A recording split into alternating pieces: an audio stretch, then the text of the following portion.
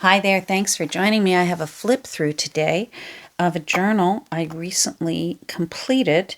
I actually made 4 very similar journals, so there will be 3 other flip throughs that if you're interested. All 4 books are very similar, but they're not exactly alike. They can't be because I use pages and papers out of other books, actual pages. So none of my journals, I truly believe they cannot be replicated because I use actual book pages in my books, in addition to the covers being a real book. Anyhow, this particular one is, let's take this off. This is sari silk. I just have it wrapped around in case it gets too full and you need to be able to close it a little tighter. It might start getting full. So I put some sari silk around her. I've been affectionately calling her Mona because there's a picture of the Mona Lisa on her spine.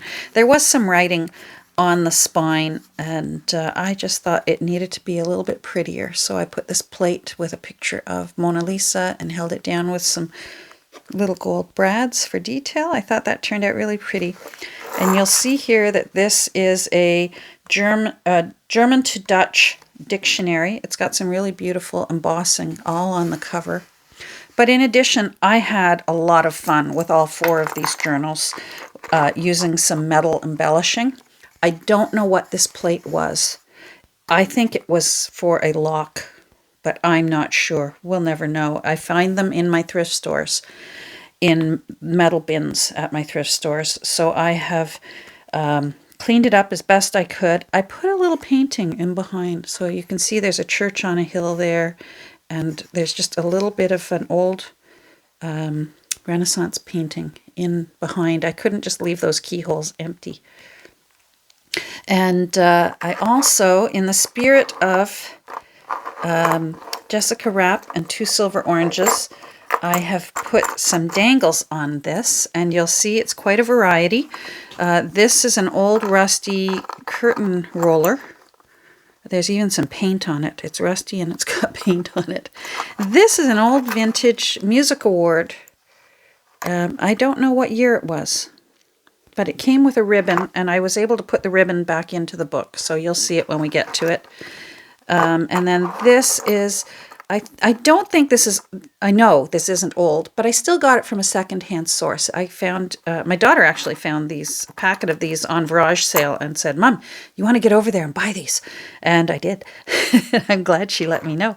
So I took a little inspiration from Jessica Rapp and put some charms right on the front cover. I really love when she does that, and I had a lot of fun doing that this time with this book. So let's just check and see how big she is. So she's about 5¼ inches wide, and she's about 7½ inches long. And then her spine, Mona's spine, is 1 7/8 inches wide. She has, when I took out her text block, I put in my text block, and there are 11 signatures in it, and she has 220 pages, more or less. I'm always open that maybe I counted wrong, but I did count a couple times, and I believe she has 220 pages in a hidden hollowback spine, and I added some little kind of rugged looking lace here, and a permanent ribbon bookmark in there. And I really love how that turned out. And there's still enough of a pinch there that you'll be able to have fun and fill her up with more things. Everything in this journal has come from secondhand sources. So that could be charity shops, thrift stores, estate sales, Happy Mail, yard sales, you name it. If someone else has owned it before, that's what I like to use in my journals. The only new things in all 4 of these journals, so not just Mona, in the other 3, this little bulldog clip here is actually new, even though it looks old. I've rusted it to look old, but it is new. They're very hard to find secondhand, and I've never been able to find little ones the way these ones, they're just so cute. And the end papers came from Tailor Made Journals.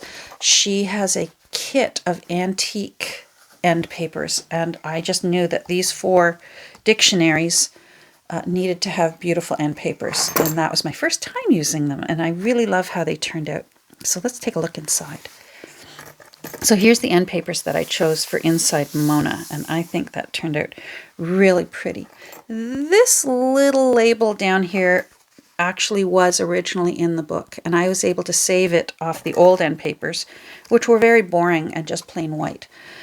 So I saved that. I took it off the old end papers, and then when I put this new end paper in, I put it back on. So it's back where it belongs. This is the original first page, and you'll see there that this issue was from 1952. And it's the Dutch to German, this one. I was able to use some of the leftover end papers to create some pockets and tuck spots, and they're different for all 4 books. So this one, I made a little pocket here. You're going to see lots of this tangled up threads. I just had fun with that this time. That was an inspiration from Shanouki Art. I love when she does that. And you're going to see lots of sewing, lots of long threads. I really particularly like that. If you don't, they've been knotted. You can just trim them really close up and get rid of those threads if it's not your thing. I always include a Two Nanas photo strip bookmark in my journals. Yes, I used some more of the end papers on the back. And that's my mom, and that's her mom. So hence the name Two Nanas, because she was known as Nana and she was known as Nana. This is from a 60s book on fishes. This is from a 1937 Pittman shorthand textbook.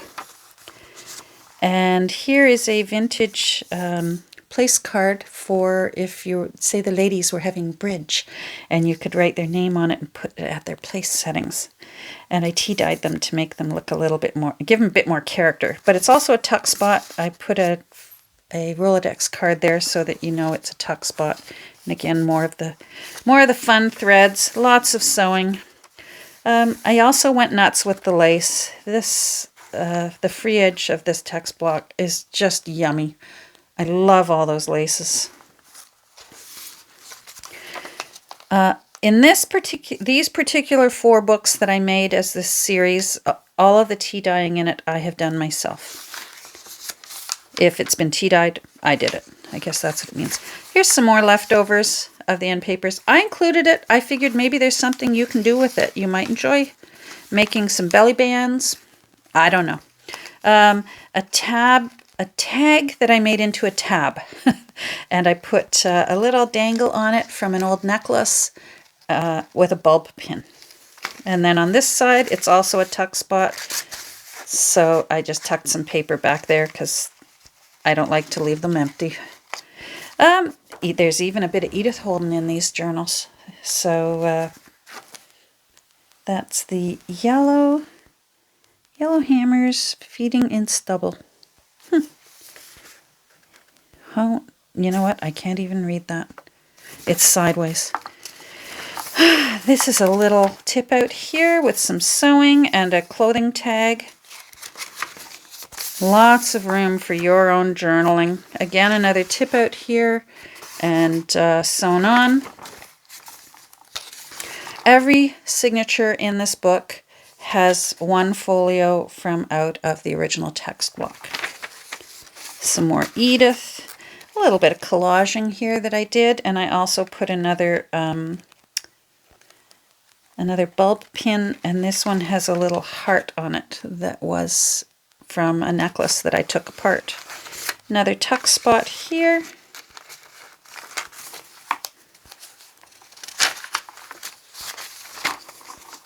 This is from a 1916 book.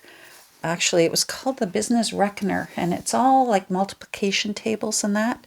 They didn't have the electronic calculators we have nowadays, and this tiny little book was Business Reckoner. Paper ruffle, a torn paper ruffle that came from Amazon packaging. This little page came from a Beatrix Potter day book that I tea-dyed. I took apart and tea-dyed, And I just put a pretty little whale tail tab there and had a little fun with some Tim Holtz stamping.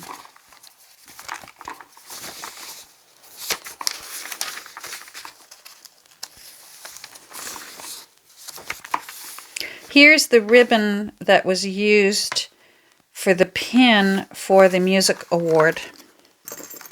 So for that guy there, he was actually on this old ribbon. I just pinned it in, so in case that's not your thing, you could remove it. I rather like the way that looks. That's my kind of grunge. So I put it in like that. You can do whatever you like with it. Here's your permanent ribbon bookmark. This is from a 1940s wildflower book. More Amazon paper. I love when paper still has the holes from the binding.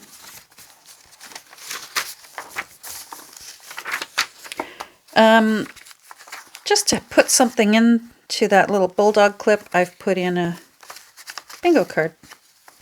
You can have fun making a tag out of that if you want, or just using it as is. Bullet journal paper, tea-dyed, some sari silk, a little ruffle there. On some wildflower, a page out of a wildflower nature notes book. A little tip out there with a vintage flashcard.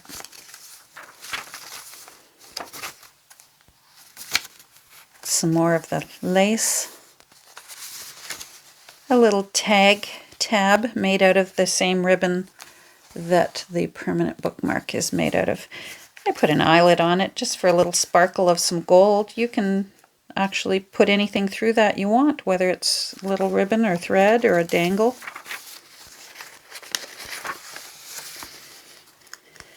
I seem to recall that's 1912, that music. I'll have to find out. This little spread I made from a folio out of a book on the Canadian tax laws. I believe it was from 1949. I'm going to have to find out, and I usually write these things down in here. Anyhow, there's lots of tuck spots in this. Lots of sewing. Even that's a tuck spot, and this side is also a tuck spot, and there's a tuck spot on that side. So it's kind of fun.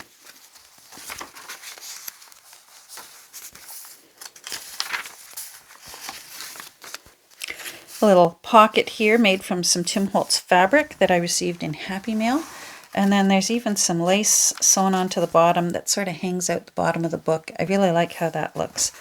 And again, I find things at thrift stores. I love finding old recipe file folders that still have the stuff in it. And that was from one of them. So it's all bent and bashed up because it got used for years by somebody. Tea-dyed steno paper. This is from a mushroom book from 1901, a book on fungi.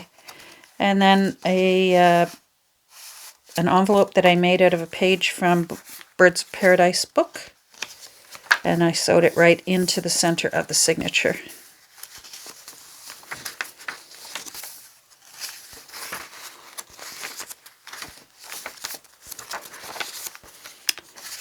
A little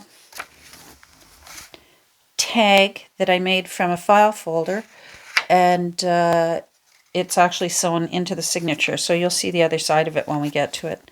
This is a page from a vintage school atlas. A little bit of a tab made from some tea-dyed lace. This is the same lace that was used. It was cut from this. So if they look similar, it's because they used to be in one piece. This is a little tuck spot, this ticket down here, so I put in one of the leftover offcuts from the end papers there. You can do whatever you wish with that. Little spread, a little tip out here with Rolodex card.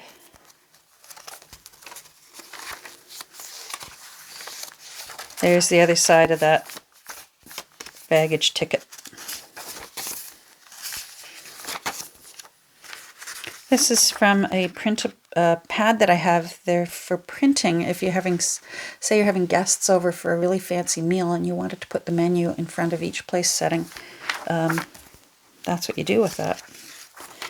I think it's kind of fun. This is from a 1985 daybook, and I like that it still had the holes from the binding. There's the coil binding.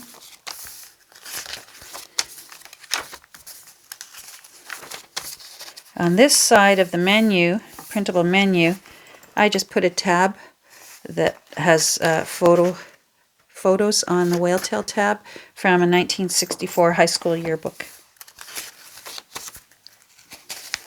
More paper ruffles from Amazon Packing. This is from a 1965 Ladybird children's reading book from the UK. I love when ledger paper still has the numbers up in the corner. Just makes me happy.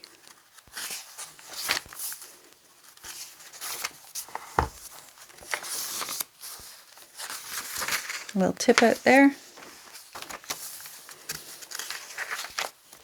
More of that pretty lace.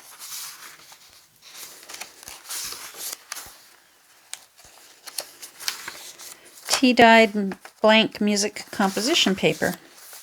This is from a 1979 birding book, and I just had fun. Made a little tab out of some end paper and sewed it. No rhyme or reason to some of the things I wanted to put in this book.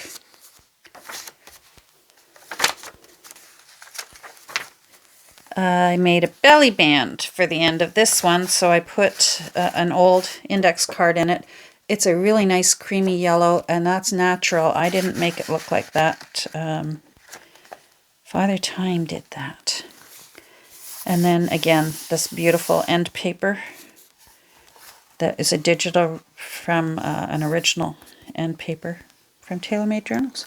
And then my little signature down there, in there.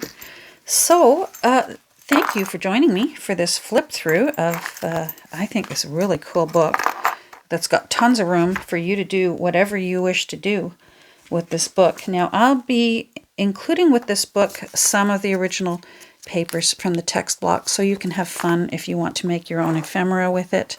I'll be sending that along. And this will be available in my Etsy shop shortly. I will announce on my Instagram. I'll give a better idea of the day and time. Most likely tomorrow. Could be later today. I don't know for sure because it depends. I still have to set up the listings for Etsy, and that could take a little while. So keep an eye on my Instagram account. Also, if you favorite my Etsy shop, Etsy should notify you, but I don't like you to just count on that, just in case. I find there's no rhyme or reason sometimes with Etsy. So follow me on Instagram, and I will make an announcement giving you a better approximate time and date. So thanks for joining me for this, and I hope you enjoyed it. Take care. Have a great rest of your day. Bye.